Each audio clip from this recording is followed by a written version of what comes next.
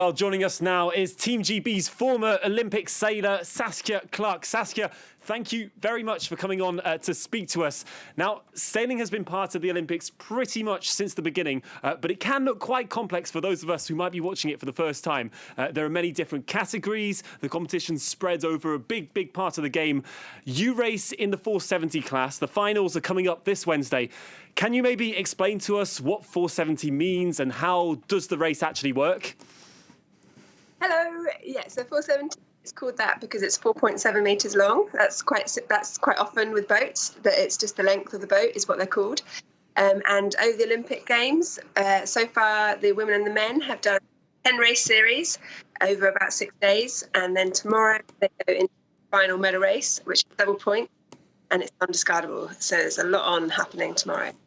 All right, well, it certainly looks like a very physical sport. What's some of the challenges that come into play? Because it isn't only up to you, is it? It's very reliant on some of the surrounding factors like the weather, the winds. So sailing the 470 is a great mix of everything about the sport of sailing, really. A really demanding physical discipline. And you have to balance that with all the decision-making that you have to do. Depending on there might be high land or low land or how the wind bends around sort of geographical features. And then there's also the tide to think about, which, in different venues you go to, and you have to get to them and sort of learn those factors and how they best play into your own sort of strengths as a team, and how you can sort of manipulate your competitors around those features as well. So you mentioned there, of course, so it's a team sport. You competed with Hannah Mills in both the London and the Rio Games.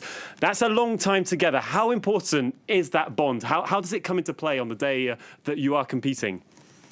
It's massive. And, now with a bit of distance, sort of, what I reflect back on about Hannah and me in Rio was that was really what we were, the world's best at, was that team dynamic.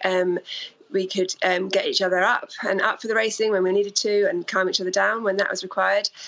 Just having the communication between each other, so there's never any moments where you're sort of wasting time not understanding what each other's saying. And it's a huge part of sort of winning and delivering. And we always used to call it executing under pressure on the day that it counts. I can imagine there's a lot going on in training ahead of that. From the three times that you took part, what was the most important moment to you in those Olympics? What do you cherish the most? We were lucky enough to have home games as athletes, and that was an amazing experience. But I guess we stood second on the podium. We would have loved to have won that one, but that gave us the fire to carry on for Rio.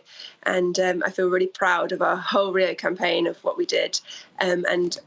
As any athlete will tell you, standing on the top step of the podium, having the flag, having the just an amazing feeling. It's a once in a lifetime. Well, maybe not once in a lifetime, because Hannah Mills is currently in Tokyo. She's together with Eilidh McIntyre, and they seem to be well on course to defending their title. Any words for them ahead of the big day? Do you think they can do it? I am so proud of them to get to this point, and I know they're in a great place. They've sailed an amazing regatta.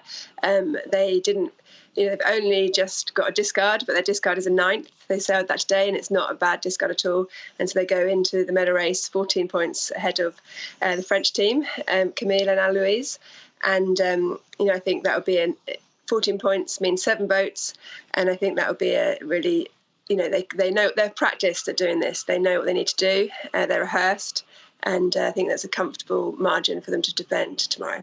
All right, well, best of luck to them. And thank you very much to you for coming on to speak to us. We'll, of course, be following all of the sailing as it wraps up over the coming days.